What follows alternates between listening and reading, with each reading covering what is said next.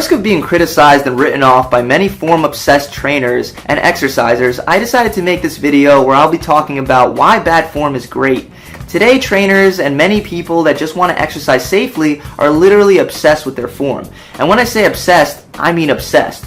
We've all heard the benefits of lifting with good form. These include preventing injuries, targeting your muscles better, and learning to maximize your strength and energy during your lifts. However, there's a huge cost to your results when the idea of having good form is taken out of proportion. Everyone that has lifted weights with me knows that I don't have the best form in the world. In fact, sometimes my form can be plain ugly. However, the ironic thing is that I credit a lot of my success in regard to building muscle to my shitty form. I know this sounds so far from what almost everyone else is telling you, but allow me to explain, and I'm sure you'll appreciate having bad form a little more.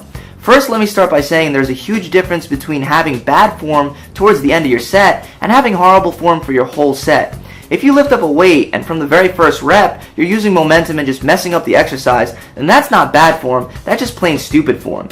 Everyone's seen the people in the gym that come in doing some really crazy shit. When you lift weights without any attention to your form and your bench press turns into a full-out hip bridge, then you got a serious case of stupid form. That's not what I'm advocating in this video. Having stupid form is on one end of the spectrum, and the polar opposite is the perfect obsessive form. We don't want either. We want instead fall somewhere in the middle. Perfect obsessive form is the guy that you see doing curls with the 15-pound dumbbells without flinching a single muscle other than his bicep. He'll lift up the weight, rep it out without any kind of struggle, and never have to do a single cheat rep. If he gets even close to cheating, he'll either stop the set short, lower the weight he's lifting, or do a combination of both. Unfortunately, there are a lot of trainers out there that fully endorse this perfect style of training. Now, unless this guy is on some serious steroids, just like the stupid form guy, he's not going to get the results he's looking for. And if he's a pure natural lifter, forget about it. Why? Because natural lifters need to lift heavy weight to grow their muscles larger and larger, and with heavy weight comes imperfect form. It comes with the territory. So what exactly do I mean by bad form? I mean that by the end of your set, the last 2 to 3 reps should look a little sloppy if you pick the right weight. Where the perfect form guy would stop and grab lighter weight, you keep going and take advantage of the reps that truly count. Muhammad Ali had a great quote that goes like this: "I don't count my sit-ups. I only start counting when it starts hurting. When I feel pain, that's when I start counting, because that's when it really counts." If you're doing everything with absolute perfect form, when you start feeling that fatigue Muhammad Ali is talking about, you're likely to end the set shortly afterwards, because soon after fatigue sets in, you start cheating. Unfortunately for the form perfectionists out there, the reps that count the most are the reps that you need to struggle with to complete, and there's no way you're going to truly struggle every set and maintain perfect form.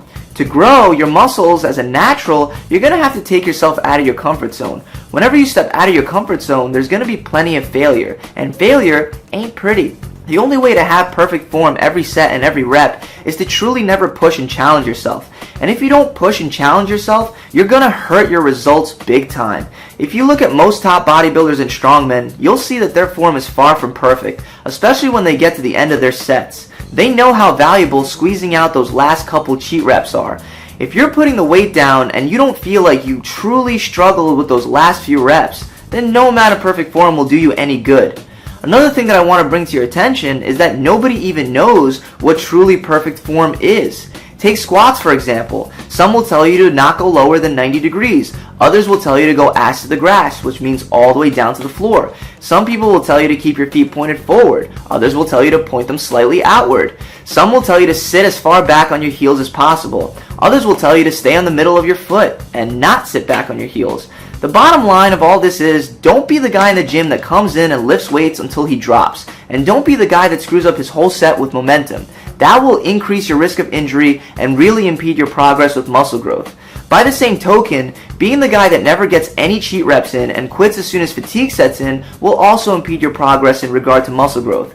You want to be somewhere in the middle. Pick a weight that requires you to do cheat reps those last couple reps. Progressive overload is the factor that leads you to progress in both strength and muscle size. If there was no pushing yourself a little past the point of fatigue in your lifts, then the word would not even be used to describe this very necessary component for true gains. That's it guys, I really hope you enjoyed this video. If you enjoyed this video, make sure that you subscribe to this channel where you could view more tips and tricks just like this one.